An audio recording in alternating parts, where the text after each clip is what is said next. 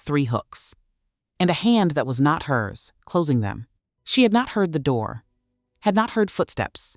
There was only silk, then warmth, then 10 bare fingers finding her spine in the dark. And they did not fumble. The first hook caught.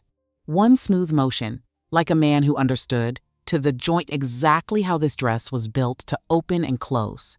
She stood absolutely still, not from fear.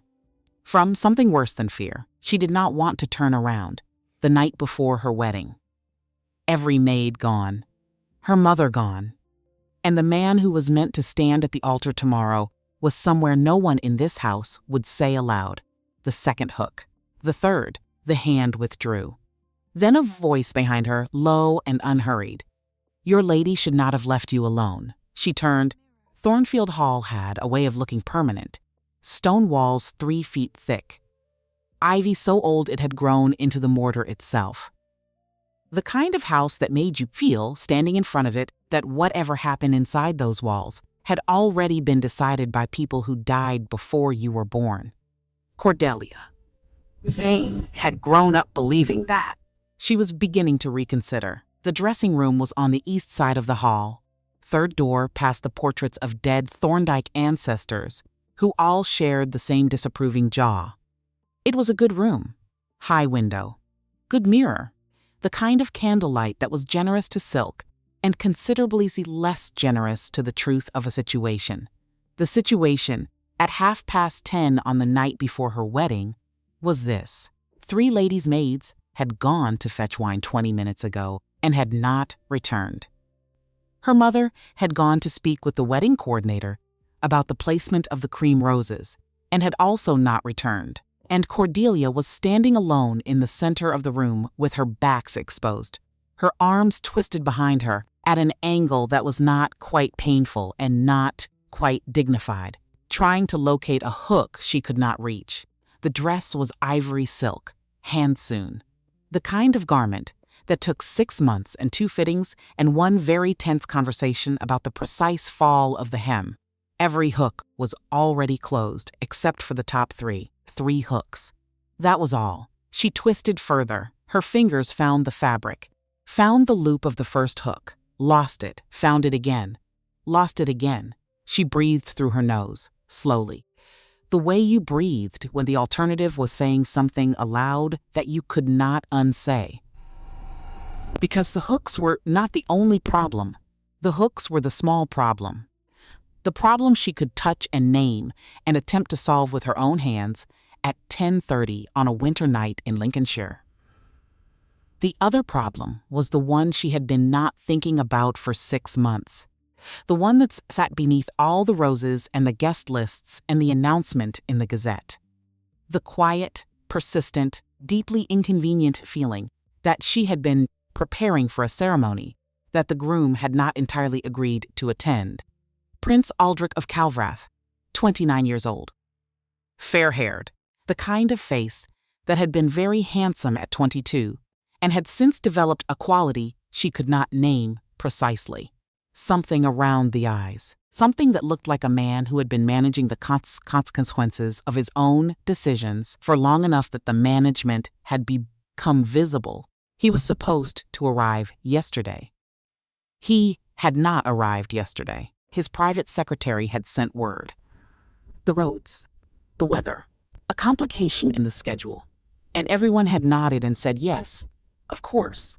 The roads from Calvrath were difficult in December, and no one had said aloud what several people in the room were clearly thinking. Cordelia had not said it either. She had simply gone back to approving the placement of the cream roses. She breathed again, twisted again, missed the hook again. The door opened. She assumed it was her maid. She did not turn around. The top 3, she said. I cannot reach. Silence. Not the silence of a maid preparing to step forward. A different silence. The silence of a person who had not expected to be spoken to and was deciding what to do about it.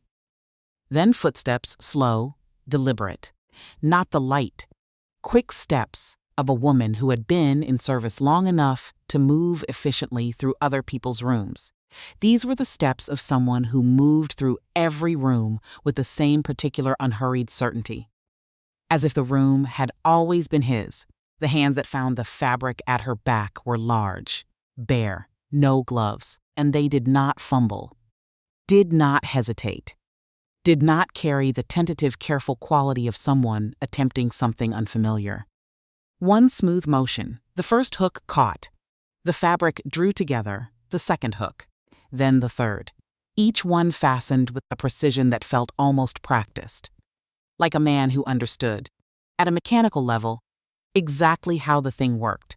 And she stood absolutely still, because the alternative was turning around, and she was not ready to turn around, and she was not entirely certain why. The last hook closed. The hands withdrew. Your lady should not have left you alone. Low, unhurried.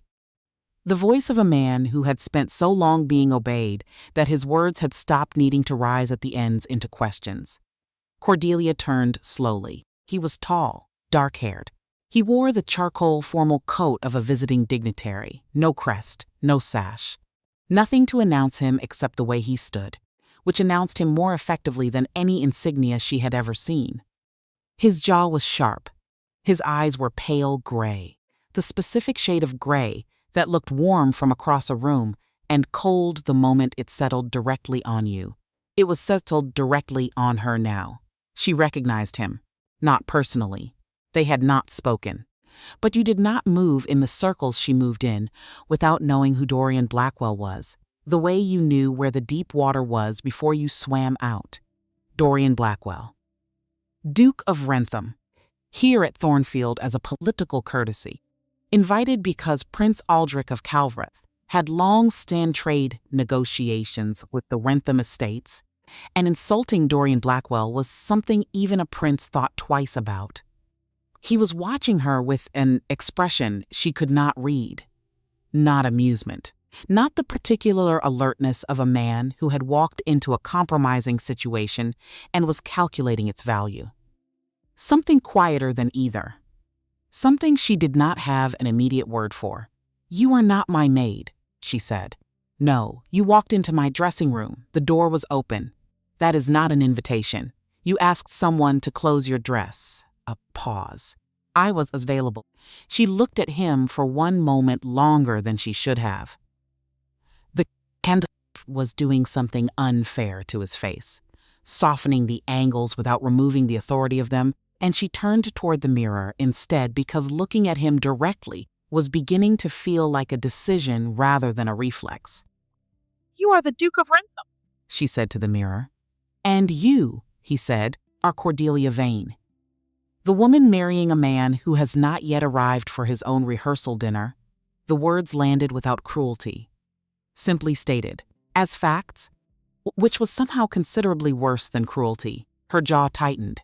Prince Aldrich's schedule encountered complications. I did not say otherwise. She met his eyes in the mirror. He was still watching her, directly, without the sideways careful glances most men used when they believed they were being subtle. This man did not pretend not to look. What are you doing in this wing of the hall, she said. Not a question. A demand dressed as one. I took a wrong turn. A pause. The east corridor is not well marked. He was lying. They both knew it, but Cordelia was too tired and too carefully composed and too braced for tomorrow to press the point. She simply lifted her chin. The rehearsal is in the main hall, West Wing. You have taken a considerable wrong turn. Something moved at the corner of his mouth. Not a smile exactly. More like the shape a smile would leave behind if it had passed through quickly enough. So I have, he said. He bowed, formal, perfectly executed, and left, the door closed. Cordelia stood in front of the mirror for a long moment. Her heart was doing something she did not have the vocabulary for, and she was not prepared to develop the vocabulary at this particular hour. Her maid returned 4 minutes later, breathless, apologetic, carrying wine. Cordelia accepted the wine. She said nothing about the hooks. The evening continued on its arranged path. But later, alone in the dark, with the wedding gown hanging like a white question in the corner of the room, and the snow beginning again outside the window, she thought about the certainty of his hands, She told herself it meant nothing. She almost believed it. But here is the thing Cordelia did not know. Not yet. Dorian Blackwell had not taken a wrong turn. There was no wrong turn available. He had been in the East Wing deliberately, moving through the corridor with the quiet efficiency of a man who had made a decision and was executing it. Because an hour earlier, at 9 o'clock precisely, while the dinner tables was being cleared, and the musicians were tuning their instruments for the evening, and Lady Maud Vane was discussing cream rose placement with the wedding coordinator, Dorian had received a letter from London, his man in the city. Reliable. Precise 3 sentences. Prince Aldrich departed Calverth this morning. He is not traveling toward Lincolnshire.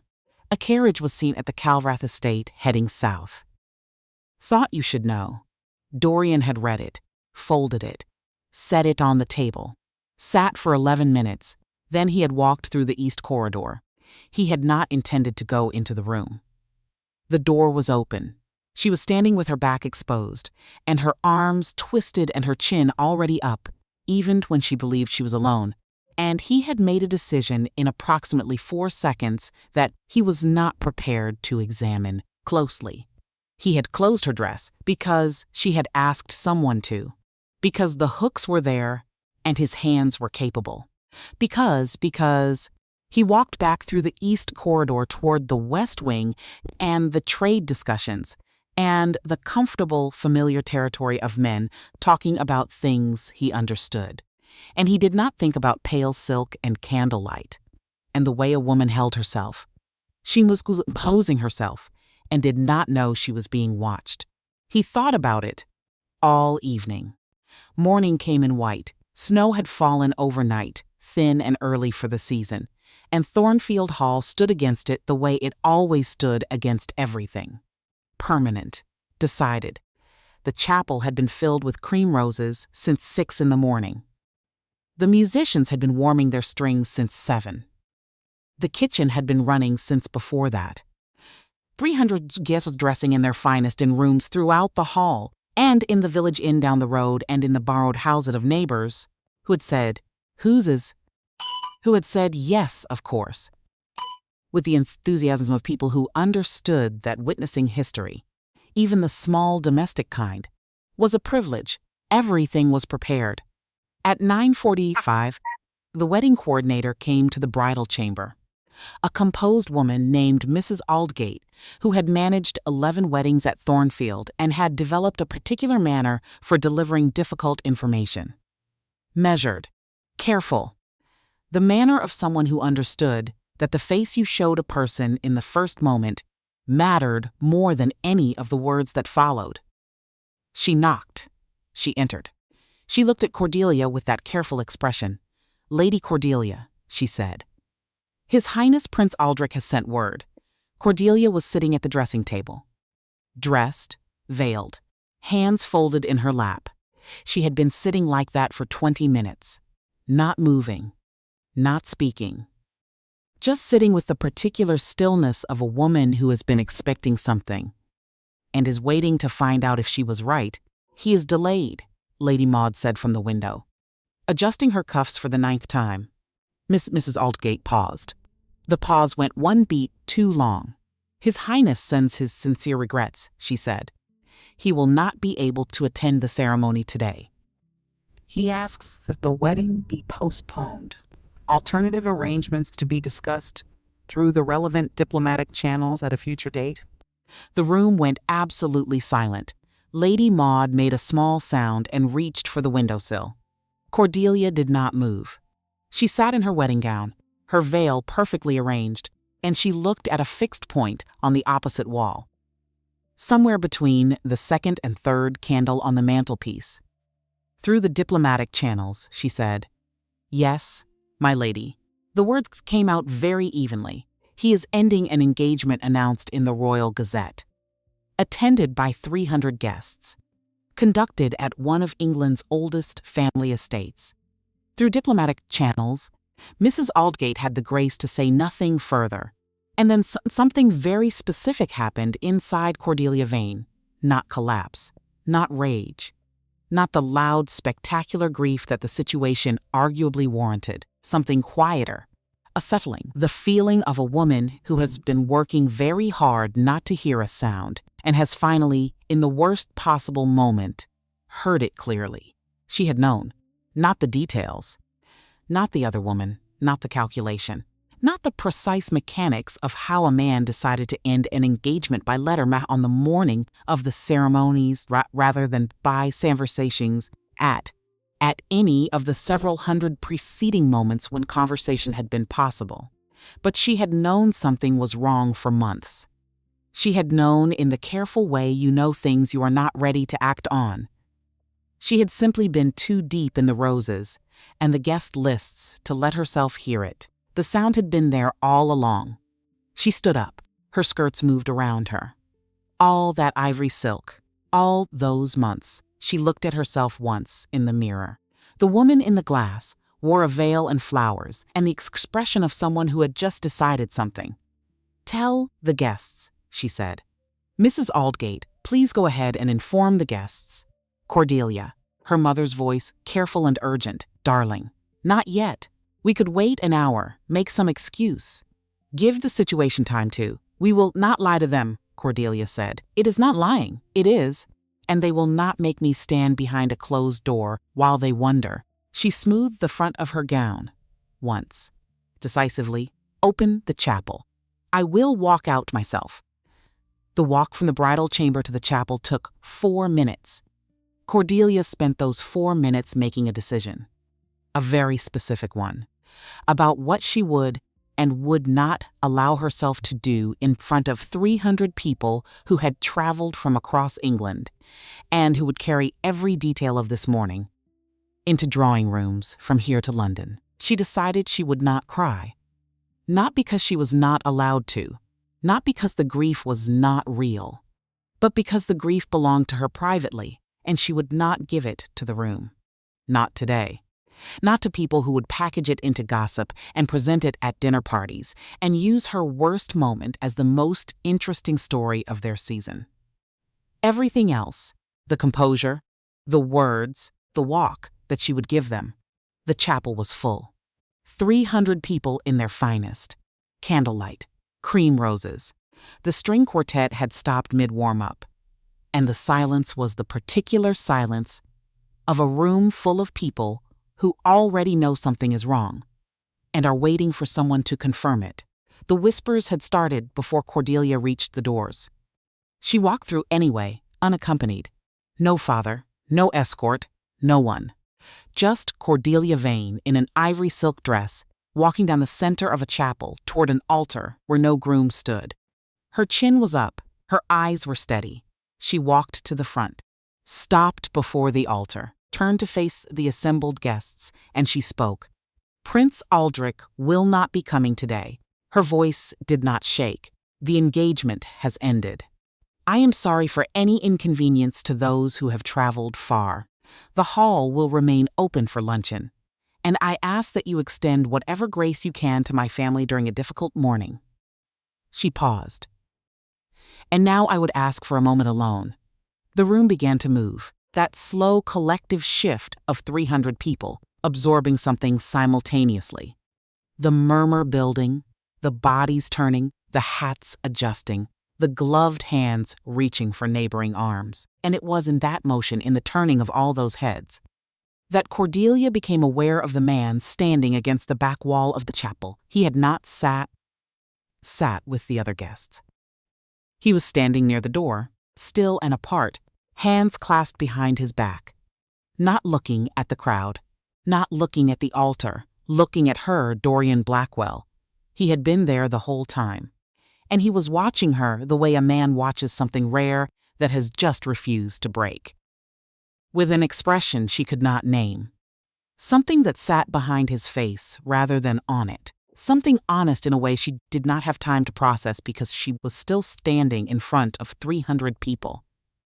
She looked away. She walked to the small side door of the chapel. She stepped through it. And alone in the cold stone corridor with snow, falling softly past the high window, just for a moment, just this one moment, she let herself feel it. Not the humiliation, not the spectacle, something quieter than both. The ache of having half known something was wrong, and choosing, out of duty, to hope she had been mistaken. She pressed her hand flat against the cold stone wall and breathed once, twice. Then she put her shoulders back, lifted her chin, and walked toward the luncheon she had promised. The luncheon had the quality of a gathering where everyone wanted to leave and no one felt they could be the first to go. 300 people in a room together, talking carefully around the one subject on every mind. Performing social gymnastics of the English upper class when confronted with a situation that was simultaneously scandalous and deeply awkward. Cordelia moved through it. She accepted condolences without inviting pity. She thanked people for coming.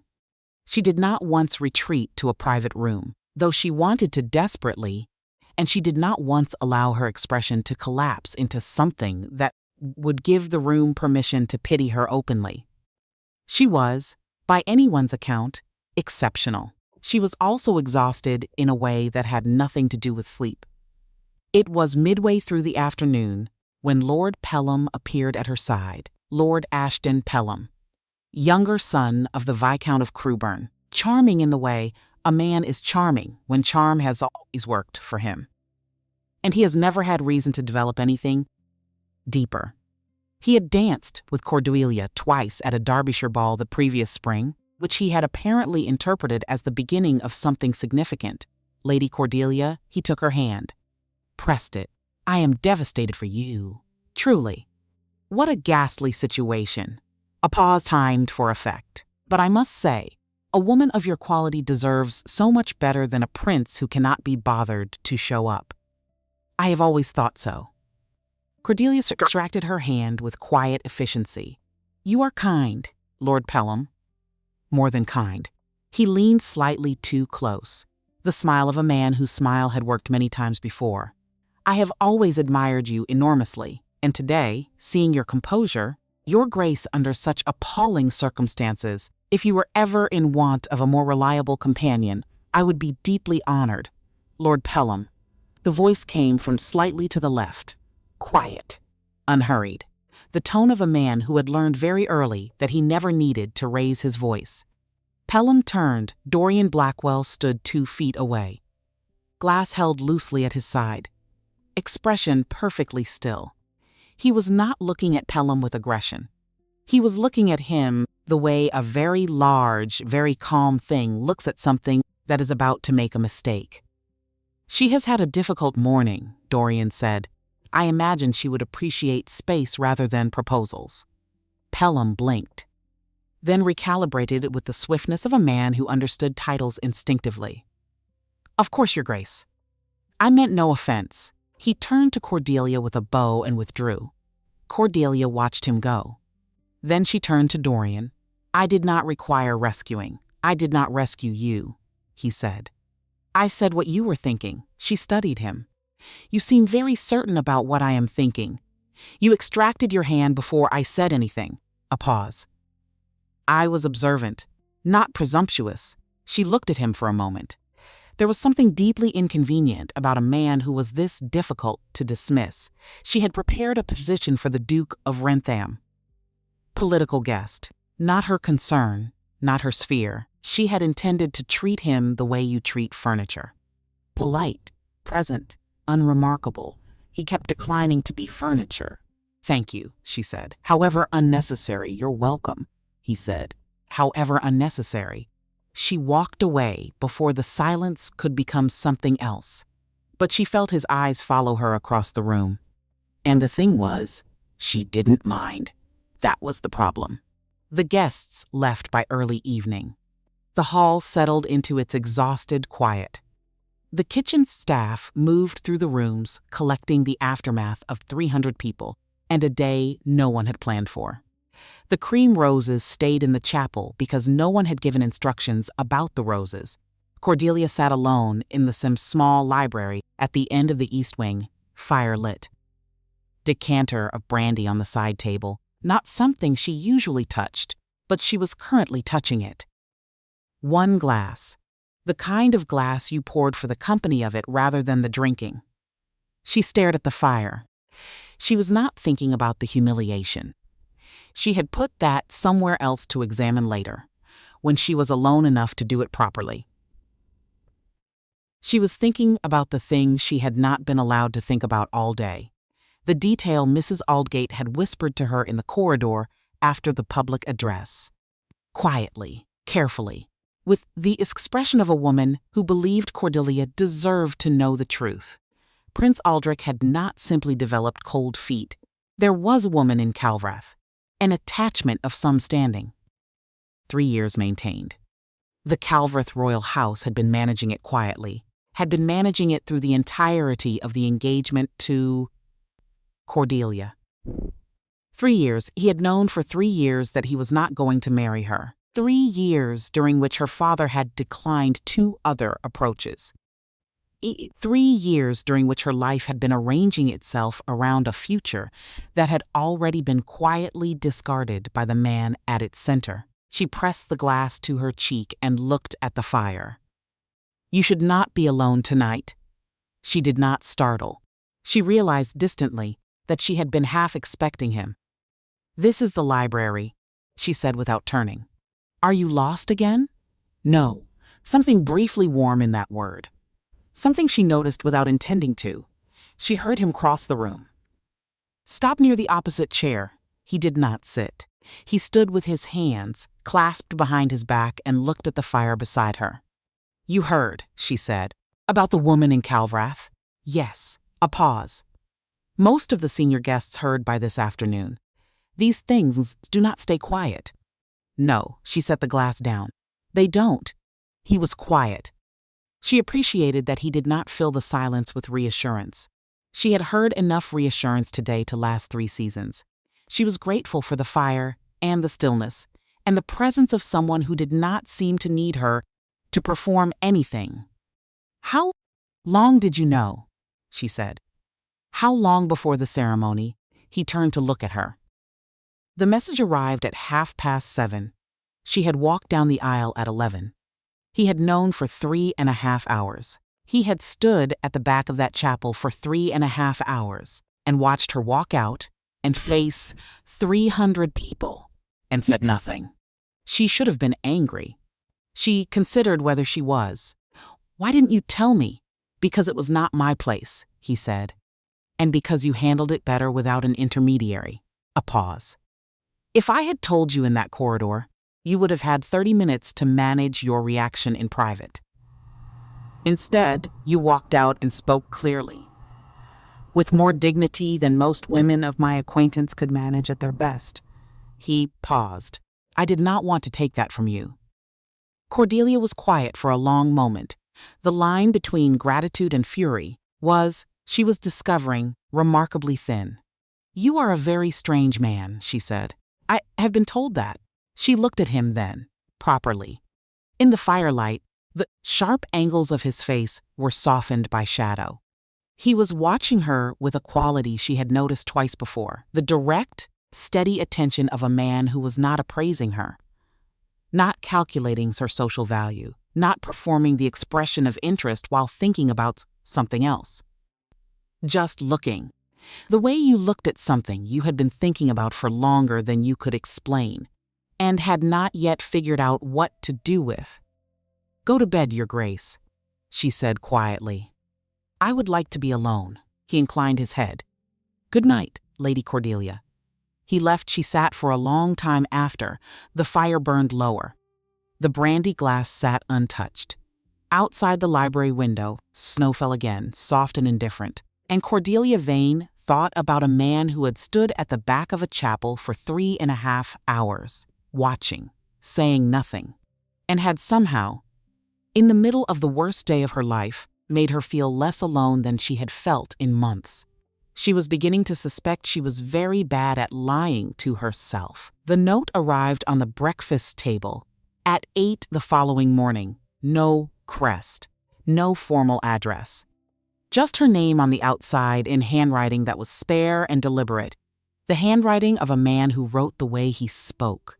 Nothing wasted. She opened it standing at the table. Her mother was not yet down. The room was quiet. "I am remaining at Thornfield for 3 days at Lord Harwick's request. Trade discussions with Renthamstem estates that were scheduled before this weekend's events. The East sitting room is generally quiet after 10 o'clock, if you have need of anything, or simply want someone who will not offer you sympathy. DB." Cordelia read it twice. She folded it along its original crease. She put it in the pocket of her dress. At 10:15, she went to the East sitting room. The East sitting room had 2 armchairs facing a window that looked out over the frozen, formal garden. Someone had lit the fire before she arrived. The tea service was already set. 2 cups. She noted this. Either the household staff were remarkably perceptive, or the Duke of Rensham had asked. She suspected the latter. He was already there when she entered, standing at the window with his hands loosely behind his back, looking at the snow-covered hedgerows. The expression a man who had been thinking about something that had nothing to do with the garden. He turned when he heard her. Neither of them said good morning. It seemed too small a phrase for whatever this was. She sat in the chair nearest the fire. He sat in the other. The tea sat between them, and for a moment neither moved toward it. "You came," he said. "You left a note. I leave notes. People do not always come." She looked at him. "I almost didn't. What decided it?" She considered lying. Considered something graceful and deflective. Looked at the fire instead and said the honest thing. "I am tired of being treated like china that might crack if spoken to directly. You are the only person in this house who has not done that." He was quiet for a moment. Then he reached forward and poured her tea. She watched his hands. She was, she realized, paying an unreasonable amount of attention to his hands. "Tell me about the trade discussions," she said, because she needed something that was not what she was currently thinking. He looked faintly surprised. "You want to talk about trade? I want to talk about something that is not my ruined wedding. And I want to talk to someone who will not soften every sentence before handing it to me." She picked up her cup. "So yes, tell me about Rentham. What does it need from these negotiations?" Something shifted in his expression, the loosening. The specific relaxation of a man who has been expected all morning to handle someone carefully and has just been told he does not need to. So he told her. Not a summary. Not the abbreviated version a man produces when he expects a woman to be politely uninterested. He told her with the specificity of someone who had spent years in rooms where these details mattered. The Rentham Northern Ports. The new rail corridor that would reduce wool transport costs by 1/3. The resistance from 3 established families who had built influence on the old road system and were not prepared to watch it become irrelevant. Cordelia listened. She asked questions, not the performative kind, the kind that meant she had actually been following. He answered them, and she noticed the line between his brows softened as the conversation went on, the way a man's face loosens when he stops expecting to be misunderstood. An hour passed without either of them noticing. It was only when the fire needed tending that Cordelia became aware of how much time had gone and of the quality of the quiet around them. That warm, inhabited silence that settles between 2 people who have been talking long enough to stop performing for each other. She set her cup down. "I should go back to my mother," she said. "She will be looking for me." He nodded. He did not press her to stay. She had noticed that about him already. He did not press. He simply made himself present and available, and then had the remarkable discipline to wait. At the door she paused. She had not planned to say it. It came out before the decision was made. "Tomorrow," she said, and then felt immediately exposed for having said it. He looked at her across the sitting room. The fire between them. The winter light at the window. "Tomorrow," he said. 3 days. They met each morning in the East sitting room. They did not announce this to anyone. They simply appeared at 10 o'clock and sat and talked. On the second day, she brought the history of Viennese political reform she had been struggling with, for a month, and complained about the author's habit of burying argument under 6 paragraphs of preamble before arriving at the point. Dorian had read it. He had opinions.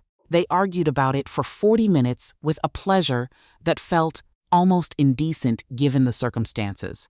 On the third day, he told her about his mother. She had not asked. He simply began, quietly, looking at the garden, and Cordelia had the sense that this was not something he said often. His mother had died when he was 19. She had been the only person in his household who laughed regularly. After her, the house at Rensham had become what it appeared from the outside: large, precise, and very quiet. "Is that when you became the Duke?" Cordelia asked. "No, my father died when I was 24. He paused. But he was already gone before that. In every way that mattered, she understood without asking what he meant by that. Some absences came before the death. "Some people left before they left. I am sorry," she said. "I did not tell you for sympathy, I know." A pause. "I said it because I meant it. There is a difference." He looked at her, that direct, steady look that she had spent 3 days beginning to catalogue. "Yes," he said, "there is." On the afternoon of the third day, Lord Harwick found her in the East Corridor. He had the expression of a man delivering news he hoped she already knew. "His Grace will be departing tomorrow morning," Harwick said. "The Rensham delegation must return to London by the weekend." Cordelia kept her face composed. "Of course, he asked me to mention it to you directly," Harwick added. Rather than simply leaving, she absorbed this. Dorian had sent Harwick.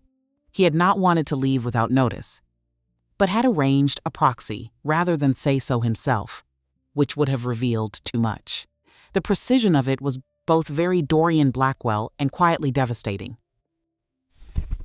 "Thank him for the courtesy," she said. She walked back to her room and stood at the window and looked at the frozen garden for a long time. He was in the courtyard the following morning when she found him. Steel gray sky, cold enough to make breath visible. Horses being readied by his men. He turned when he heard her footsteps on the stone. She had not planned what to say. She had come because not coming would have been a form of cowardice she was not prepared to perform. "You are leaving," she said. "Yes, no apology in it. London, then back to Rensham within the fortnight. Rensham is north." "Yes." She looked at him, at the pale gray eyes that had found her in that chapel and not looked away, at the hands that had closed her dress in the dark of a room they had no business sharing. "Will you be in London for the season?" she asked. "Parts of it." A pause. "I attend selectively." "As do I." She lifted her chin slightly. "Perhaps our selections will overlap." Something moved in his expression, that shape that was almost a smile. "Perhaps they will," he said. She extended her hand. He took it and bowed over it. Formal, correct, every movement exactly as convention required, and held it 1/2 second longer than convention required. She felt it in her wrist, her elbow, places a glove should have contained. He released her, climbed into the carriage.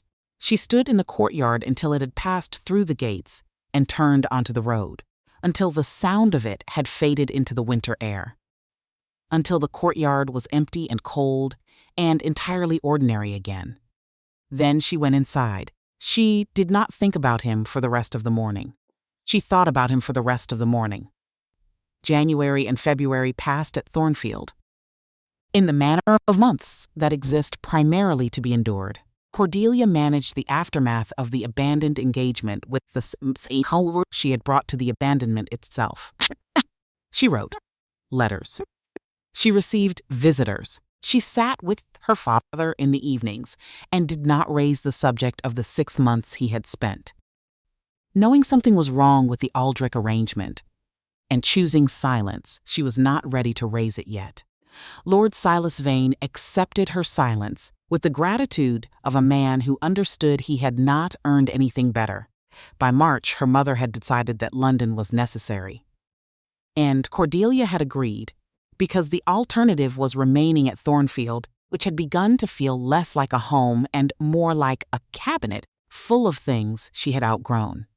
She needed movement, she needed noise.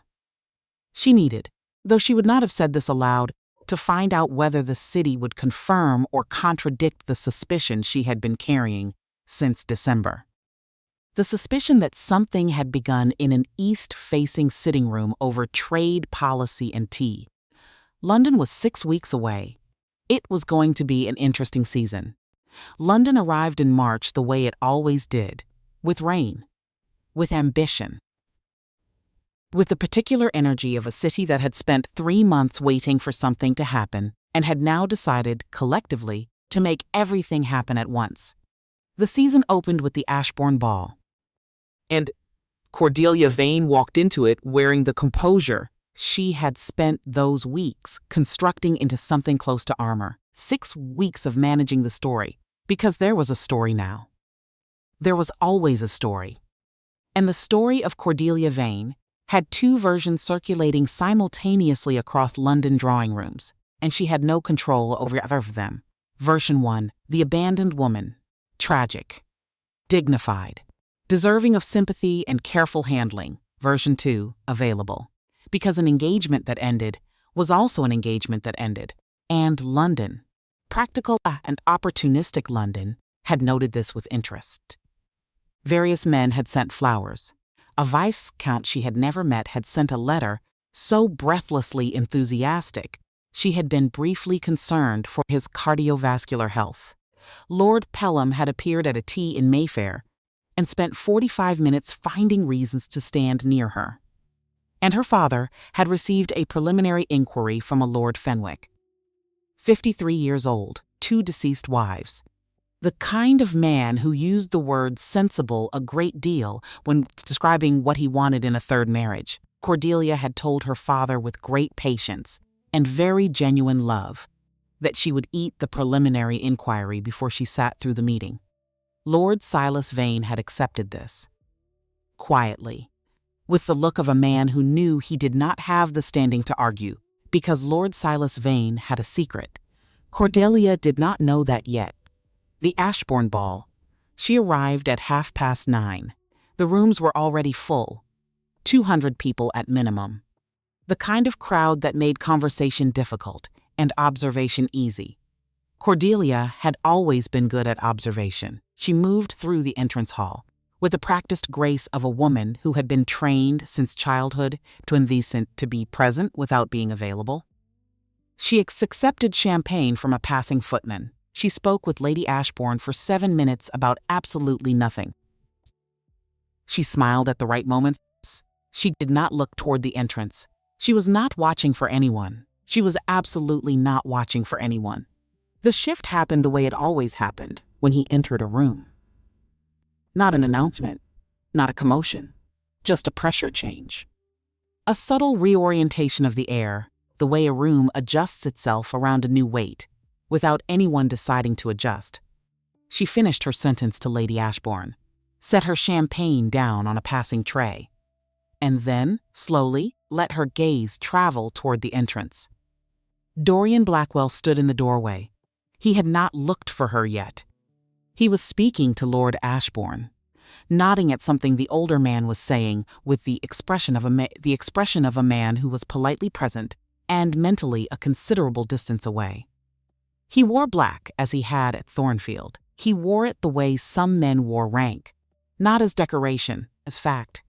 And then he looked up across 200 people, through the chandeliers and the silk and the noise and the considerable social geography of an English ballroom. His eyes found her, without searching, as if they had simply always known where she was. He inclined his head. Small, precise, she inclined hers. They did not immediately approach each other, which was either the most sophisticated thing 2 people had ever done at a social gathering, or the most frustrating. Depending on how one felt about restraint, Cordelia turned back to the room, picked up a fresh glass of champagne, moved toward a cluster of acquaintances she genuinely liked, and noticed, at the edge of her peripheral vision, that Dorian Blackwell was not alone. Lady Cecily Morrow, 28. Dark-haired.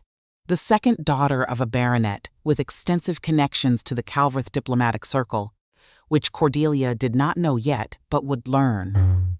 She was standing at Dorian's elbow. With the ease of a woman who had been placed there by social arrangement and had decided to make the best of it, her hand rested on his arm. Lightly, briefly, the gesture of a woman establishing presence rather than expressing affection. Dorian did not lean toward her, did not incline his head in her direction. His eyes moved across the room with the methodical quality of a man cataloging his surroundings, which was a completely objective observation, not personal at all. Cordelia accepted a dance with a pleasant young lord from Hampshire who had excellent manners and said nothing particularly interesting for the entirety of 4 minutes and 15 seconds. Then her cousin Philippa appeared and danced with her, under the thin pretense of checking on her welfare on behalf of Lady Maud Vane, which Cordelia saw through immediately and found oddly comforting anyway. She danced. She smiled. She moved through the evening, and each time she turned in the dance she was aware, precisely and against her will, of exactly where in the room Dorian Blackwell was standing, near the east wall mostly, talking intermittently with men of his acquaintance, not dancing, and watching her with an expression she had been cataloging since Thornfield. Still, direct, the expression of a man running a thought he had not finished yet. It was during her third dance, a waltz, and the waltz was with Lord Pelham, because he had materialized at her elbow with the inevitability of bad weather.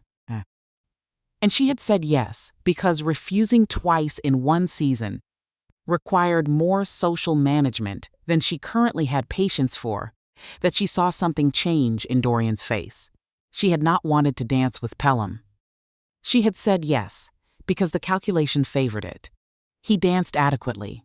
He talked too much. His hand at her waist carried more familiarity than the steps required. She glanced toward the east wall.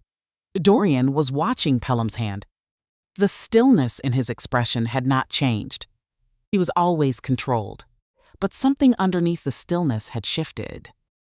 Something that pulled the line of his jaw incrementally tighter and turned his gaze from observing to something considerably more deliberate. Cordelia felt a warmth move through her that she had absolutely no business feeling during a waltz with someone else.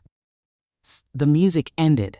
Pelham bowed, said something flattering she did not retain.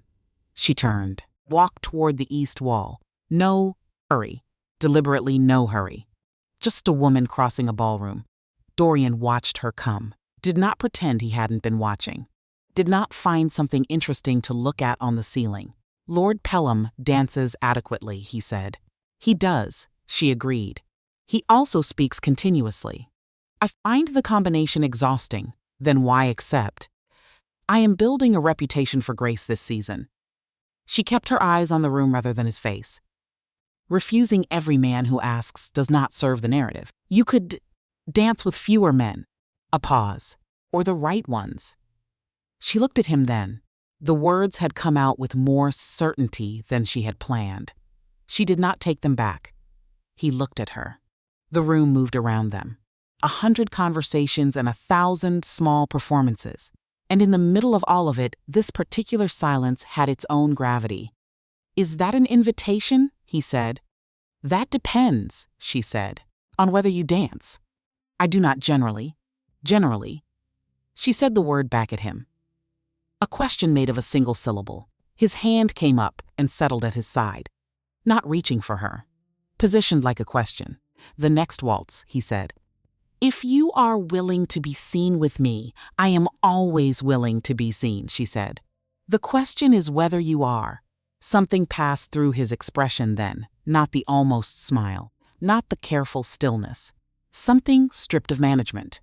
Something that looked very much like a man who had just realized he was in considerably more trouble than he had anticipated. Dance with me, Cordelia, he said quietly. She placed her hand in his. They danced. Once was enough.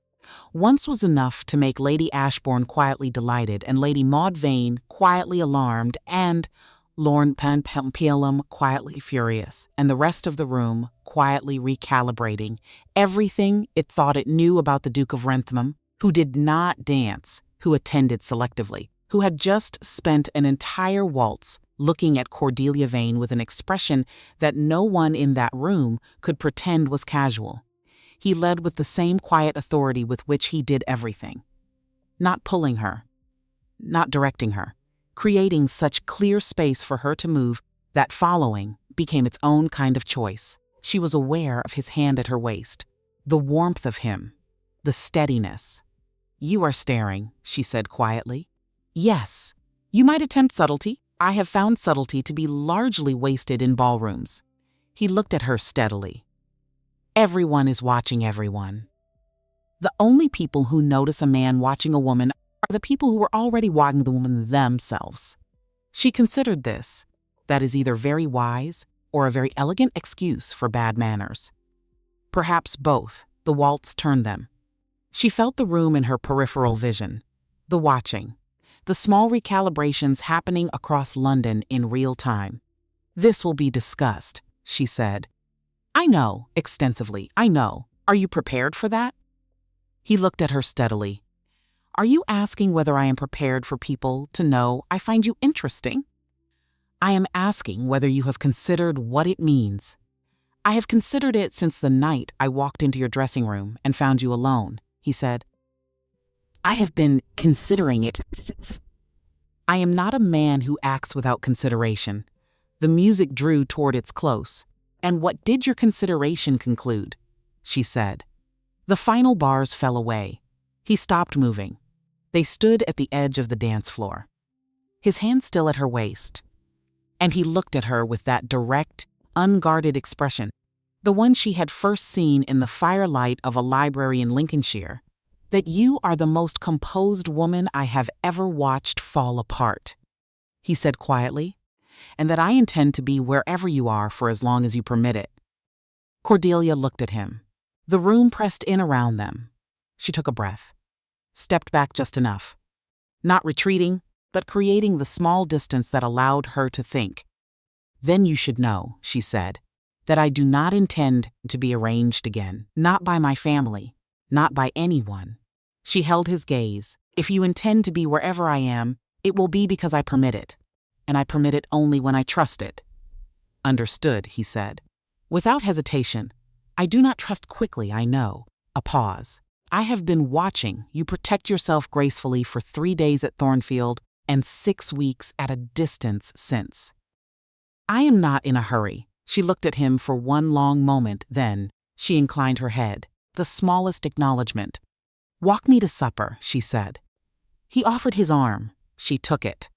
And somewhere in the room, Lady Cecily Morrow watched them go with an expression that was not quite jealousy and not quite calculation, but somewhere between the two, in a place that would prove, in the weeks ahead, to matter considerably. 3 weeks passed. London assembled its opinion the way it always did. Not from announcements, but from accumulated observation. Who arrived where? Who danced with whom? Who occupied the same corner of the same drawing room at consecutive evening parties? The Duke of Rensham, who attended selectively, was attending considerably. Lady Cordelia Vane, who had been navigating the season with the composed determination of a woman managing her own terms, was permitting it. The story of Prince Aldrich's abandonment was being quietly superseded by a better story. London liked the better story. It had better architecture. What London did not know, what no one knew except the two people inside it, was how it actually felt. The Tuesday morning conversations had resumed, not at Thornfield. In London now, at a small private drawing room in Mayfair that Lord Harwick had arranged for the Rensham delegation's use during the season. Quiet. Unfashionably early. No audience. They talked the way they had talked at Thornfield, directly. Without the performance that every other social interaction required. One afternoon, Cordelia arrived in a state that was not her usual contained self. She came through the door and crossed the room twice without sitting down, without speaking, just moving the way a person moves when they are too full of something to hold still. Dorian watched her from the chair by the window. He said nothing for 40 seconds. Then, "Tell me what you want." She stopped, because no one had asked her that. Not plainly. Not like that, without preamble or softening or the implicit suggestion that what she wanted was a secondary consideration to what was reasonable. What she wanted was not to be bartered, not to spend her life as the solution to someone else's problem. She said this, all of it, standing in the middle of the room with her gloves still on. He listened without interrupting, then said, "Build your own terms. You know what you will and won't accept. Stop negotiating from their framework." It was not a declaration. It was not a romantic speech. It was something she needed more, someone who saw her capability and was not frightened by it. She was trying very hard not to be in love with him. She was making poor progress. It was Lord Harwick who delivered the first warning on a gray Tuesday in late March. Dorian had stepped out briefly, a messenger from the Rensham estate, something about the northern properties, and Harwick sat across from Cordelia with the expression of a man who had been deciding all morning whether to speak. "Lady Cordelia, careful, deliberate." 8. "Are you aware that Prince Aldrich has returned to London?" She went still. "He arrived 3 days ago," Harwick continued, quietly. "The Calvereth diplomatic residence on Belgrave Street." A pause. "There is talk that he intends to revisit certain arrangements." "What arrangements?" "Your father was contacted this morning. The fire in the grate. The sound of the street outside." Cordelia sat, with her hands folded, and felt something go cold and very clear in her chest. "He is not owed a revisitation," she said. "No," Harwick agreed, "but he is a prince. And your father, I am told, received the contact with some interest." She looked at Harwick directly. "My father received it with interest." Harwick named a number. The cold spread outward. She understood then, all of it. All of it. At once, Aldrich had not returned out of sentiment. The woman in Calvereth had not worked as intended. She had heard a rumor through 3 degrees of social connection that the attachment had ended badly, and that Aldrich was now under pressure from the Calvereth court to demonstrate stability. A broken engagement was manageable. A broken engagement followed by a very public second failed attachment was not. He needed a wife, a respectable one, a known one. A woman whose public composure during the original abandonment had been, paradoxically, the best advertisement he could have for what she would be like as a duchess. And her father needed money. The arithmetic was not complicated. She was being arranged again. The door opened. Dorian returned. He read the room in the time it took him to cross the threshold. Harwick's careful posture. Cordelia's stillness. The quality of the silence. What has happened? Not a question. A statement waiting for confirmation. Cordelia looked at him. "Aldrich is in London," she said. "He has contacted my father. My father has debts. The arithmetic is not complicated." Dorian said nothing immediately. She watched something move through him. Not anger exactly. Something beneath anger. Something older and more controlled.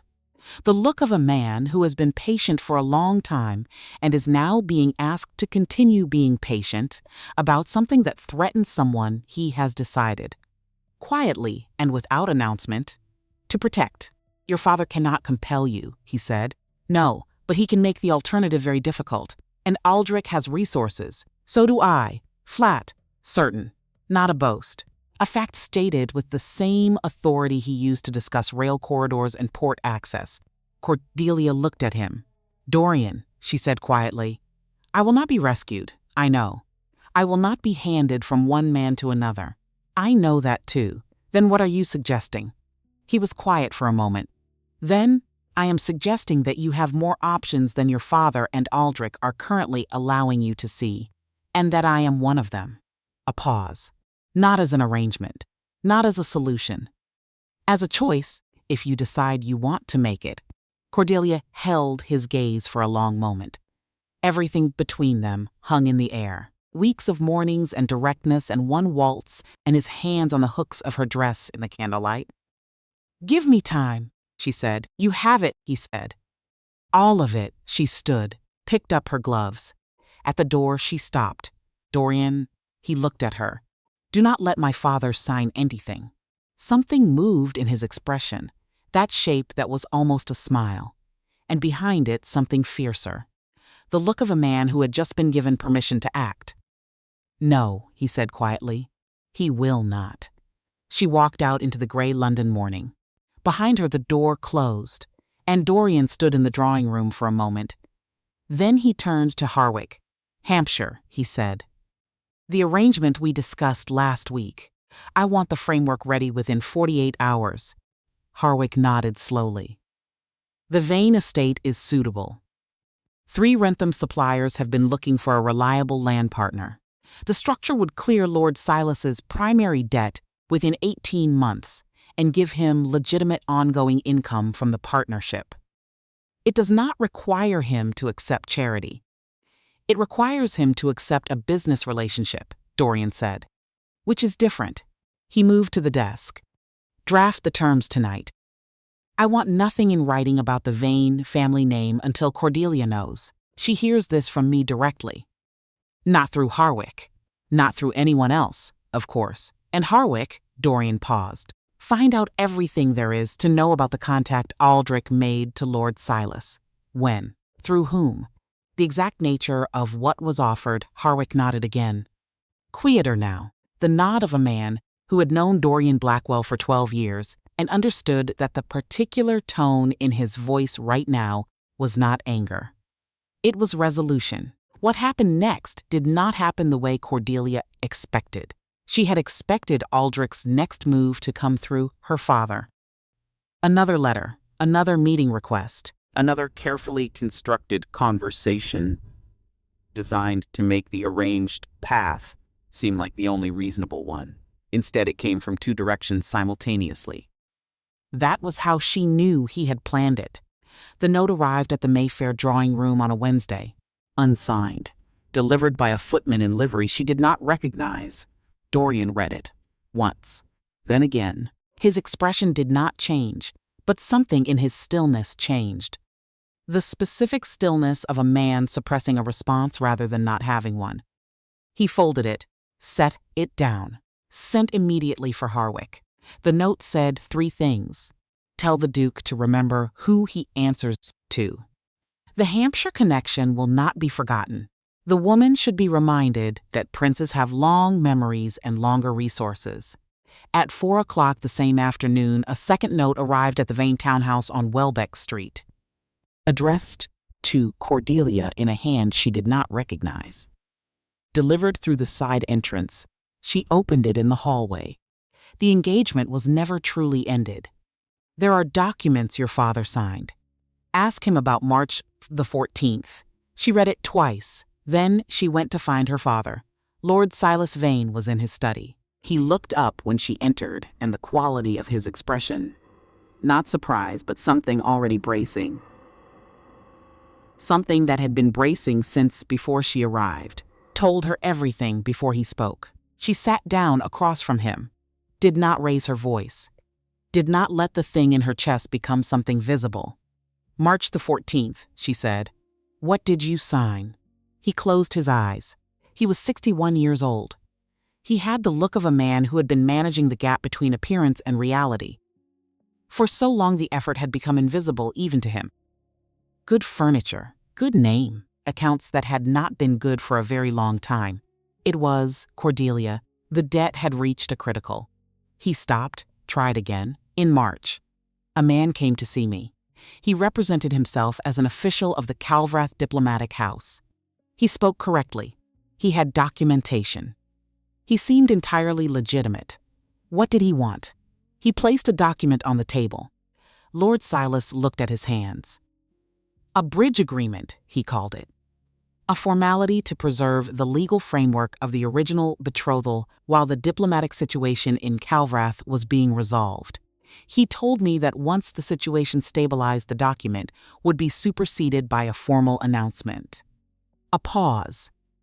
He said signing it would relieve the primary debt as a gesture of good faith from the Calvrath house. Cordelia looked at her father. The cold was back. Clear and complete. You signed a document reaffirms my engagement to Aldrich, she said. In March. 2 weeks after I returned to London. While I was, she stopped. While I was sitting in the drawing room in Mayfair talking about trade and books and things that actually mattered, thinking I had finally found solid ground. I did not believe it would be used, her father said. His voice carried the quality of a man who knows the inadequacy of what he is saying and is saying it anyway because there is nothing better available. I believed it was procedural. I believed... Father, he stopped. She looked at him for a long moment. Lord Silas Vane, who had once been warm and capable and had somewhere along the way made a series of choices that compounded on each other until the choices had a momentum of their own. Did you think about telling me? She said. A long pause. Yes, but you didn't. He looked at his hands. No, she stood up. She walked out of the study without another word, into the entrance hall, called for her cloak, sent a footman running to the Mayfair address with a folded paper containing 5 words. Come now. It is urgent. The Dorian arrived in 18 minutes. She was in the sitting room, standing. The note from the side entrance was on the table. She handed it to him when he came through the door, and then she told him everything her father had said. All of it, without editorial, without the emotional framing, just facts, in order, clearly stated. He listened without moving. Then he looked at the note again. Then he set it down and stood with his hands very still at his sides, and Cordelia watched something move through him that she had not seen from him before. Not anger, not the controlled resolution of a man calculating, something personal. Something that for one unguarded moment looked very much like a man who had been working patiently toward something and had just watched someone try to take it apart. He has a document, Dorian said, signed in March. Apparently, that document was obtained under duress, he said. The debt was the lever. Your father did not sign freely. A pause. It may not be legally binding. Can you prove that? I need to see the document first. And I need to verify whether the man who presented it was officially credentialed by the Calvrath government. He looked at her directly. If he was acting on Aldrich's personal instruction rather than on behalf of the Calvrath crown. The document has a very different legal standing. She looked at him. How long will that take? Tonight, he said. I will know tonight. A pause. I need you to go to Lady Harwick's residence while I do this. I am not going into hiding. I am not asking you to hide even. Patient. I am asking you to be somewhere specific and safe while I move through the next several hours doing things that require my full attention. Not a simultaneous concern for your location. She looked at him. He threatened you, she said. The first note, he made an implication. He threatened your trade position, the Hampshire arrangement. He knew about it. Yes, without flinching. He has someone watching, Lady Cecily Morrow. Most likely. She was at the Ashbourne ball. She has family connections to the Calvrath circle. A pause. I suspected it after the ball.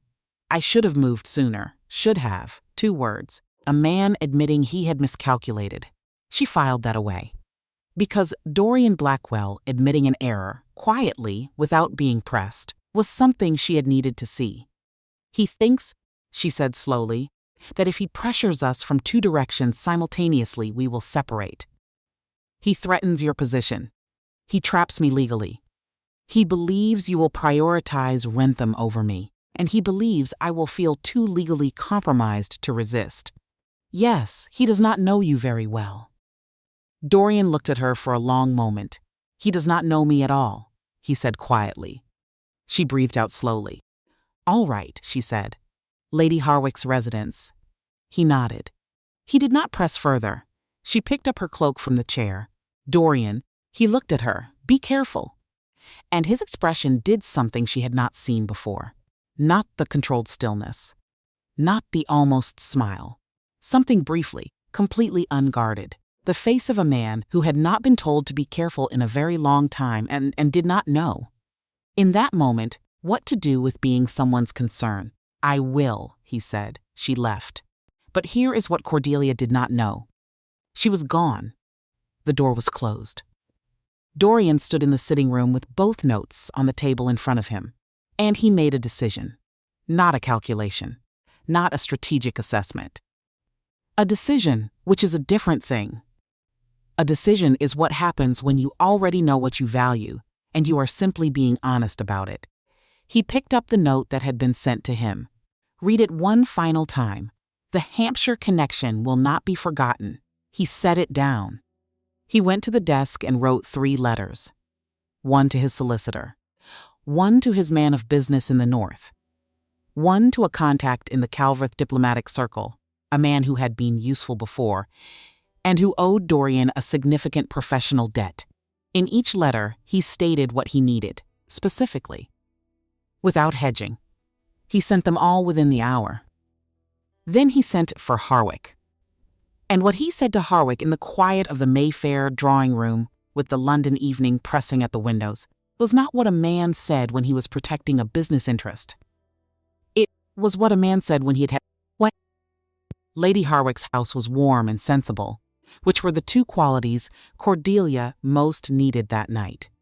Lady Harwick herself was a woman of 60s who had been married to Harwick for 34 years and had long since developed the capacity to understand a situation without being told the specifics of it. She made excellent company precisely because she asked only the questions that needed answering. She offered Cordelia tea and the small sitting room and a fire and the comfortable presence of a woman who was not going to make this into more than it was.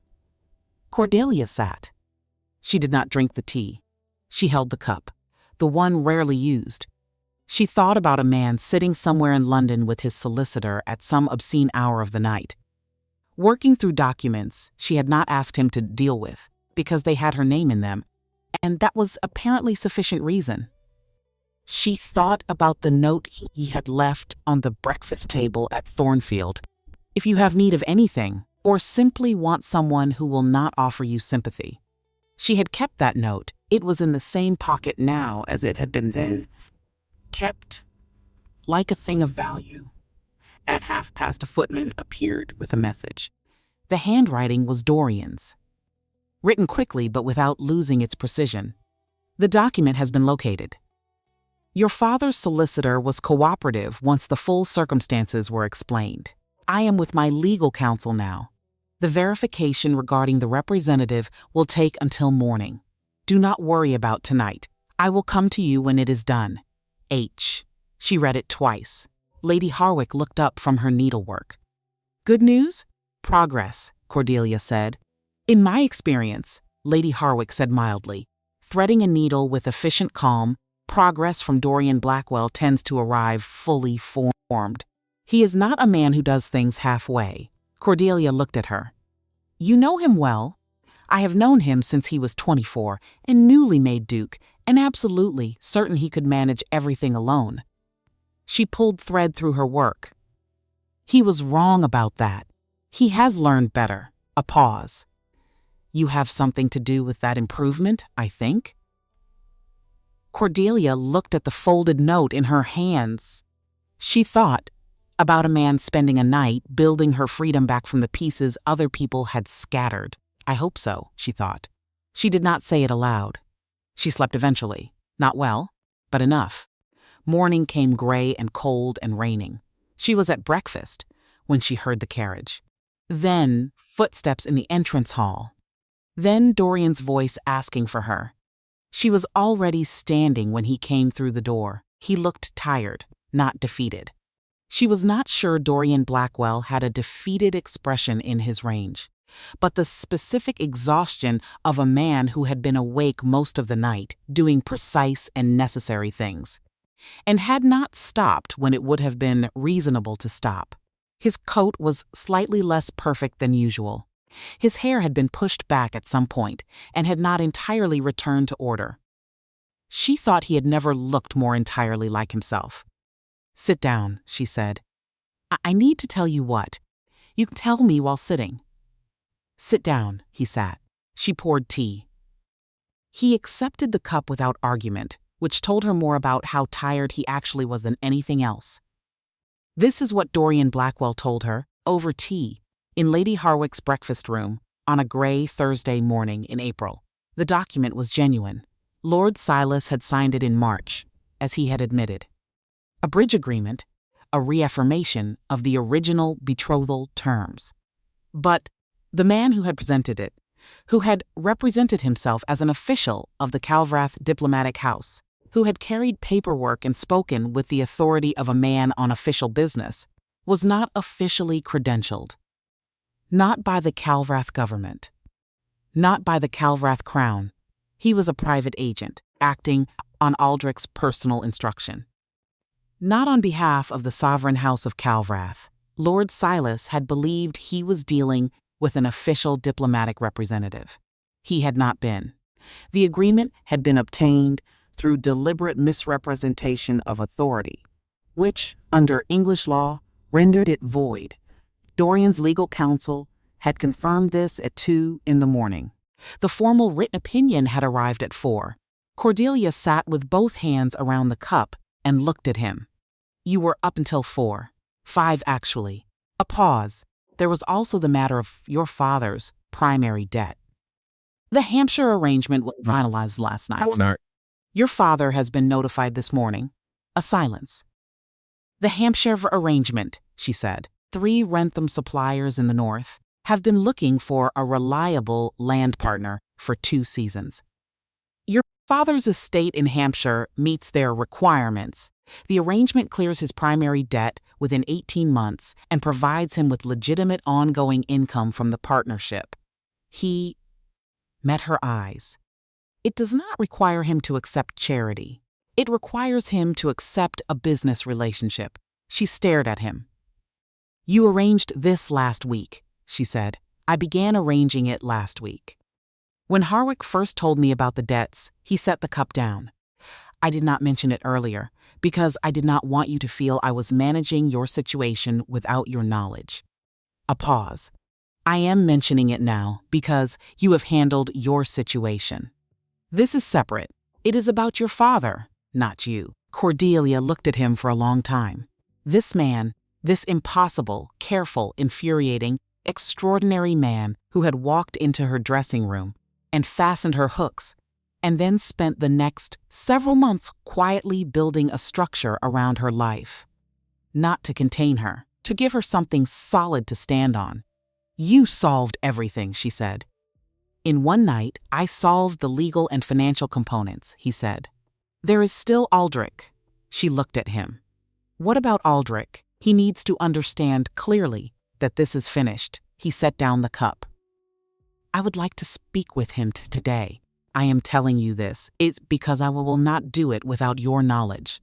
And because I want you to understand that what I intend to say to him is entirely separate from any conversation you and I still need to have." She looked at him. What he looked back? He looked back. Direct, steady. "The one about what comes next," he said. For us, the rain moved against the windows. Lady Harwick's house was very quiet around them. Cordelia looked at Dorian across the breakfast table. At the tired face. At the steady gray eyes. At the hands that had spent a night building her freedom back from the pieces other people had scattered.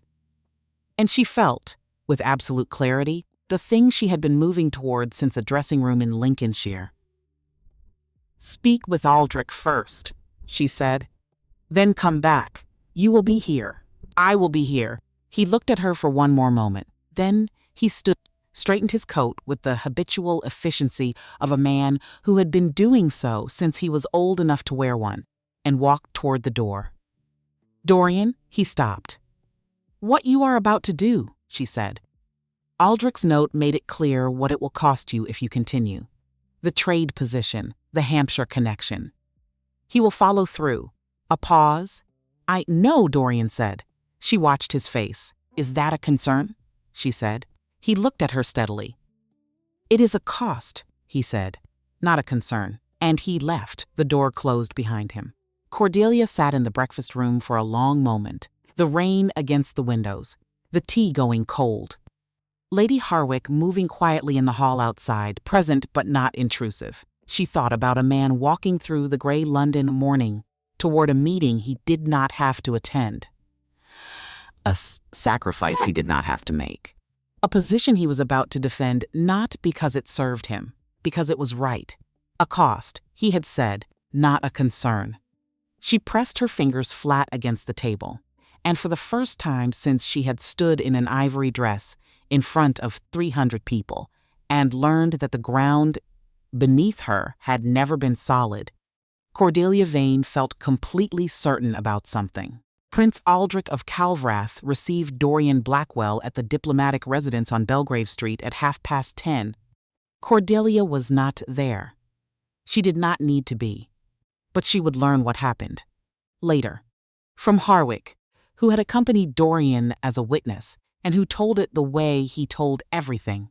Quietly, without embellishment, in the manner of a man who understood that the plainest version of a story was usually the most accurate one. Dorian had entered. He had sat down. He had placed 3 documents on the table, the legal opinion on the fraudulent representative, the voided bridge agreement, the Hampshire arrangement, confirming Lord Silas Vane's debts were cleared. Then he had looked at Aldrich and spoken for approximately 4 minutes. He did not raise his voice. He never raised his voice.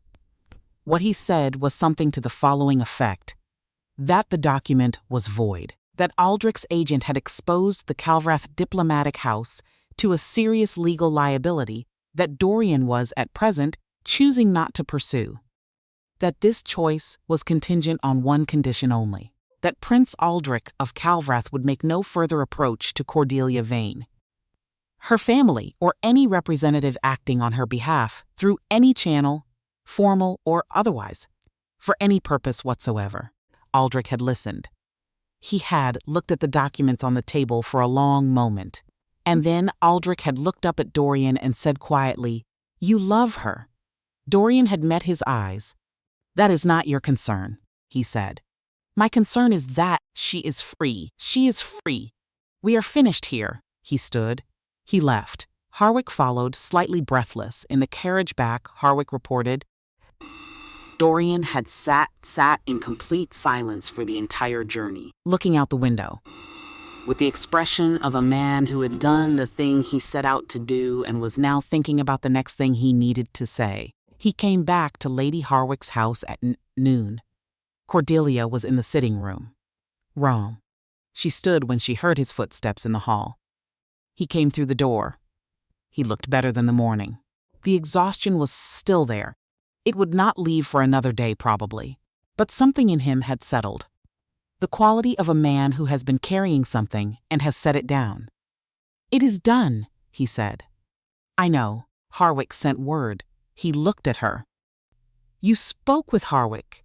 He could not resist telling me the carriage part. A pause. The staring out the window. Something moved at the corner of his mouth. "He talks too much. He admires you enormously. It comes out as talking." She looked at him steadily. "You told Aldrich you loved me," she said. He asked a direct question. "You could have not answered." "I do not generally leave direct questions unanswered." A pause. "You know that." She did know that. She had known it since the first morning in the East sitting room at Thornfield, when he had answered her questions about trade with the specificity of a man who assumed she could follow, who did not simplify, who did not soften, who simply told her the truth because she had asked for it. She crossed the room, stopped in front of him. Close, the same distance as the entrance hall, on the night he had first stayed for dinner. But this time without the managed hesitation, without the careful accounting of what she was and was not allowing herself to feel. "I love you," she said. He went very still. "I have been arriving at it for months," she continued. "And I have been slow about it because I did not trust my own judgment after Aldrich. And because you keep yourself at a distance. You manage things quietly. You show what you feel through documents and arrangements rather than in words. And I kept wondering whether what I was reading was real, or whether I was building something from the material of my own wanting. She looked up at him. But last night, she said, while I sat here, I stopped wondering, because a man who did not love me would not have spent the night destroying a fraudulent agreement and rebuilding my father's finances and sending me a careful note so I could sleep. A pause. That is not management, she said. That is devotion, and I am done pretending I do not see it. He looked at her for a long moment. Then his hands came up to her face. Both of them, large, certain. The same hands that had closed her dress in the candlelight of a room he had no business being in all those months ago in Lincolnshire. He held her face and looked at her the way he had been looking at her since the beginning. Directly. Without apology. Except now it was entirely unguarded, and she could read all of it. I have loved you, he said, since you turned around in that room and looked at me like I was the inconvenience. And then could not quite make yourself ask me to leave. She laughed, the unguarded kind, the kind that arrived before she could decide whether to allow it. He watched her laugh with an expression that was entirely unmanaged, open and still and completely honest. Then he kissed her, not tentative, not polished. The kiss of a man who had been holding something carefully for a very long time and had just been given permission to set it down and simply feel it. His hand was warm against her jaw. She leaned into it without thinking. Because thinking had stopped being available.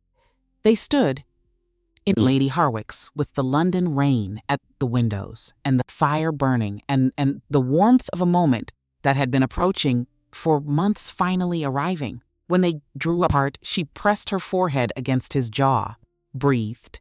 6 months ago, she said quietly, I was standing in a chapel in Lincolnshire waiting for a man who was not coming. I know, and now I am standing in a borrowed sitting room in Mayfair. Yes. She lifted her head, looked at him. I did not plan this, neither did I, he said. I came to a political wedding as a courtesy. I took a wrong turn. She looked at him for a moment. Ask me, she said. He looked at her. Whatever the next question is, she said. The actual one. Stop arranging things around the edges and ask me the thing. He was quiet for a moment. The rain against the windows, the fire, the whole accumulated weight of everything between them, sitting in the air. Then Dorian Blackwell, who chose every word with the care of a man who understood that words were either honest or they were nothing, said 2 of them, marry me, simple, plain, no flowers, no architecture, no political framework, just the thing itself. Not because of your father, he said, not because of succession or what London will think. Because I want to spend the rest of my life in rooms you are in. Because you are the most alive I have felt in longer than I can account for. And because when I walked into a dressing room and found you alone in a half-closed dress, lifting your chin at me like I was the inconvenience, something in me said, there she is. And I have not been able to unsay it. Cordelia looked at him, at everything she had catalogued over these months. The almost smile and the steady eyes and the hands, and the patience and the 4-minute speech to a prince, and the night spent on documents, and the note that had arrived so she could sleep. Yes, she said clearly, without hesitation, obviously yes, he exhaled. It was the only moment she had ever seen him visibly release something he had been holding too long. The long-held simply giving way. And the sight of it, the sight of a man this controlled, finally allowed to stop being controlled, made her chest ache with a tenderness she had not known she was capable of until right now. She pressed her forehead to his jaw again. He folded his arms around her. They stood there for a long, quiet moment. And somewhere down the hall, Lady Harwick, who had been passing the sitting room door with entirely unnecessary frequency for the past 30 minutes, heard the silence change quality. Her Tisita settles into something different, something that had been held too long and had finally been allowed to rest. She smiled to herself. Went to tell the kitchen to prepare something considerably better for lunch. The announcement appeared in the Gazette 3 weeks later. The Duke of Rensham and Lady Cordelia Vane are pleased to announce their engagement. The wedding will take place at Thornfield Hall in the spring. London read it over breakfast tables and had opinions, as London always did. The general consensus was that it was the most satisfying sequel to a scandal in recent memory.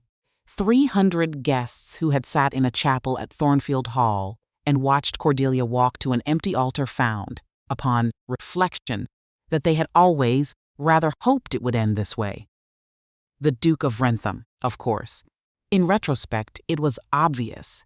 Lord Pelham said something pointed at his club and was comprehensively ignored. Prince Aldrich, from the Calvrath diplomatic residence, sent a brief, formal congratulatory note, correct in every particular. Entirely hollow. Cordelia read it once. Put it in the fire, not with anger, with the calm of a woman who had stopped giving the past more room than it required. Lady Cecily Morrow, Harwick eventually reported in his quiet way, had severed her connection to the Calvrath diplomatic circle shortly after Dorian's meeting with Aldrich. Whether from conscience or self-preservation was not entirely clear, but the thread was closed. That was what mattered. Her father came to her one evening, 3 weeks after the announcement. He came to her sitting room, which meant he had something to say that he had been composing for some time. He sat across from her, looked at his hands. Then at her. "He is a good man, Cordelia," he said. "I was a fool not to see it." She looked at her father, at the worn quality of his face, the face of a man who had been let back in from somewhere cold and was still not entirely certain he deserved the warmth. "You saw it eventually," she said. "You saw it first. I saw it in a dressing room at 10:30 at night, when he was technically trespassing," she said, "which is an unusual foundation." Her father looked at her for a moment, and then something in him shifted, some long-held thing released, and he laughed. A real laugh. Not the careful social laugh of a man performing ease. The laugh of a man who had been let back in from somewhere cold. It was one of the best sounds she had heard in a long time. She reached across and took his hand. "We are going to be all right, Father," she said. He looked at their hands. Then at her. "Because of him, because of us," she said. "He gave us the means. We have to do the rest, Lord Silas." Vane nodded slowly. Something Cecily's face, something that looked, for the first time in a long time, like purpose. Spring arrived at Thornfield Hall. The kind of spring that felt like a deliberate correction after the winter. Gold light and soft air and the roses in the formal garden opening in careful stages, one variety at a time, as if the garden understood that the best things should not be rushed. The wedding morning came in with early sun. Thornfield Hall stood against it, the way it always stood against everything. Permanent, decided. Except, this time the permanence felt like a choice rather than an inheritance. Cordelia stood in the dressing room, the same mirror, the same high window, the same morning light, but different. The dress was different. She had chosen it herself from a dressmaker in London, who had listened to exactly what she wanted and had produced exactly that. No interpretation, no suggestion that perhaps something more elaborate would be appropriate for a duke's wife. Just the dress Cordelia had described, ivory silk. Simple. Not plainness, but precision. The kind of dress that drew attention to the person wearing it rather than to itself. And every hook was already closed. She had closed them herself. That was important. She could not have said precisely why, except that she knew. It mattered that she had done it herself, that she was not standing here waiting for someone to fasten her into this day. She was standing here having fastened herself in. Her mother was behind her, Lady Maud Vane, who had spent the previous wedding morning adjusting her cuffs with increasing frequency, stood this morning with her hands folded. Chin up, the expression of a woman who had arrived at the right ending and intended to enjoy it completely. "You look extraordinary," her mother said. "I feel extraordinary," Cordelia said, and meant it, not as performance, not as the composure she had developed into armor over the past year. Simple fact, she was happy. Clearly, unambiguously. Without the asterisks she had grown accustomed to attaching to good things. A knock at the door. Her maid opened it. A footman in Rensham livery, dark gray, immaculate, stood outside holding a small parcel. Dark wrapping. No crest. Cordelia took it. Inside, a bracelet. Thin gold. A single pale gray stone set simply in the center. The specific pale gray of winter morning. The specific pale gray of his eyes, which was not, she was absolutely certain, a coincidence. Underneath it, a card. One line in his handwriting. "I will be at the altar. I will not be anywhere else."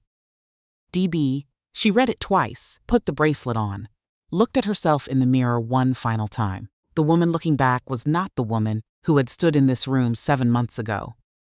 Or she was, the same face, the same hands, the same fundamental self, but fully present now, fully choosing, fully here in a way she had not been the last time she stood in this room in a wedding dress. Last time she had been performing the role of a woman getting married. This time she simply was. She picked up her flowers. She walked to the chapel. The chapel was full. 300 people, more or less. The same faces who had sat in these pews 7 months ago and watched her walk to an empty altar. Some of them wore expressions she recognized, the thoughtful look of people who were comparing this morning to that one, and finding the comparison doing something unexpected to them. Same candlelight. Same stone walls. Same long walk between the pews. But Dorian was at the altar. He had been there for some time before she arrived. She suspected this without being told. Because he was not a man who arrived at the last moment when something mattered. He was a man who was already, who had always been already there, waiting with the patience of someone who understood that the thing worth having was worth waiting for without complaint. He stood straight and still in charcoal. And when the doors opened and the music changed, and every head in the room turned, his eyes found her immediately, without searching, without the moment of scanning that most people needed, as if they had simply always known where she was. They stayed there. She walked toward him, steady, unhurried. The walk of a woman who was not performing an entrance but simply arriving at a place she had been heading for a long time. And as she came closer, she watched his face. Watched the controlled stillness that was not coldness but depth. Watched the pale gray eyes that held nothing in that moment except her and the morning. And halfway up the aisle, exactly halfway, at the point where the candlelight was warmest and the music was fullest and the watching eyes were most present, something in his expression opened, the way ice opens in early spring, not shattering, releasing, all that careful management, simply setting self aside. She reached the altar, stopped in front of him. "Hello?" she said softly. Something moved in his face. Warm and entirely unguarded. "Hello," he said. He took her hand. The ceremony was not long. They had both independently asked for brevity. Because the meaning was in the choice. Not the length of the ritual. Not the flowers or the music or the assembled witnesses, though all of those things were present and appreciated. The meaning was in two people who had arrived here through difficulty and had chosen anyway. The words were old. They said them clearly, looking at each other without the performance of people who needed witnesses to confirm what they felt. When the ring went on her finger, she looked at it for one moment. Gold, simple, real. When the words were said that completed it, when Dorian leaned down and kissed her, quietly and deliberately, in front of 300 people with no apparent awareness of, or concern for any of them, she heard the room exhale, all of it, all at once, like something that had been held too long had finally been permitted to let go. The celebration lasted into the evening. The formal gardens of Thornfield Hall in spring were almost unreasonably beautiful. The rose were out. The light was golden in the way light sometimes is at the end of a day that has gone exactly as it should. The kind of light that seems almost too perfect, as if the day itself understood the occasion. At some point in the late afternoon, when the guests had moved onto the terrace and the gardens, and the sound of the celebration had softened into something warm and ambient, Cordelia found herself standing at the edge of the rose beds, champagne in her hand, looking out at the grounds. Behind her, somewhere, Dorian was talking with Harwick. She could hear his voice, low and steady, the cadence she had memorized entirely by now, the specific rhythm of it that she could identify across a crowded room without looking. She heard him excuse himself. She heard his footsteps on the stone path. He came to stand beside her. Not the carefully maintained distance of December. Not the managed proximity of a man trying not to show his hand. Just beside her, his shoulder against hers. His eyes on the garden, comfortable, as if this was where he had always intended to stand. "Are you happy?" he asked. She looked at him, at the profile she had studied for months, the jaw, the dark hair, the gray eyes soft now in the evening light, at the loose ease of his posture, which she had noticed 3 months into knowing him and had chosen, at the time, not to remark on. He was only fully still when he was in a room with her. She had known it for months. She was going to tell him tonight. "Yes," she said. He turned to look at her. That direct, steady look. The look that had found her in a chapel on the worst morning of her life, and had not looked elsewhere. "Good," he said. She leaned into him slightly. He put his arm around her. They stood at the edge of the rose garden while the golden evening settled over Thornfield Hall, and the sound of their wedding celebration moved around them like something warm. And Cordelia thought about December. About an empty altar and 300 watching eyes, and a woman walking out to face them alone. Because she had decided that dignity was a choice she could make, even when everything else had been taken from her. She thought about a wrong turn in the East Corridor, about 2 hands. Certain and unhurried, about a note that said, "If you want someone who will not offer you sympathy." About 1 waltz and 3 mornings and 1 long night of documents. About 2 words spoken plainly, without flowers or ceremony, "Marry me." And her answer. Obviously yes. She pressed her cheek briefly against his shoulder. He turned his head, pressed his lips to her, to her hair. Neither of them said anything. The moment did not need words. It had been arriving for a long time, and now it was here, and it was exactly what it was supposed to be. Real. Chosen. Entirely hers. Later, after the last guest had gone, and Thornfield Hall had settled into its evening quiet, and the candles in the entrance hall had burned low, and the kitchen staff had finally sat down, Cordelia stood once more in the dressing room. The same candlelight, the same mirror. She reached back for the hooks of her dress, then stopped. Looked at herself in the glass, waited. The door opened behind her. She did not turn around. She did not pretend not to know who it was. She did not compose her face into anything. She simply looked at him in the mirror and smiled. First, that was different. That was everything. Dorian crossed the room. His hands found the fabric at her back. The same hands, the same certainty, the same unhurried precision she had felt the first night in this room, except this time she was not still from surprise. She was still from something else entirely. The first hook, the fabric loosened. The second. "We began here," she said quietly. "Yes, a wrong turn, the best one I ever took," he said. "And I have taken many wrong turns in my life. None of the others led anywhere worth going. Third hook.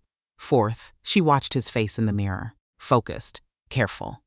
The same expression he brought to everything that mattered to him. "I noticed something," she said. "Tell me, you are only completely still when you are in a room with me." A pause. "I noticed it months ago. I was going to tell you tonight." He looked up from the hooks. met her eyes in the mirror, and for a moment he simply looked at her. With everything visible, none of it managed.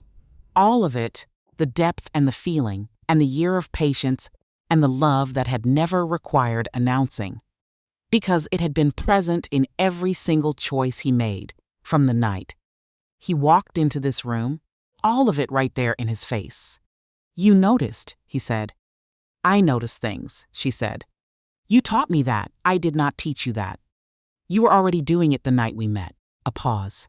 "You looked at me for 3 seconds and knew I had not taken a wrong turn."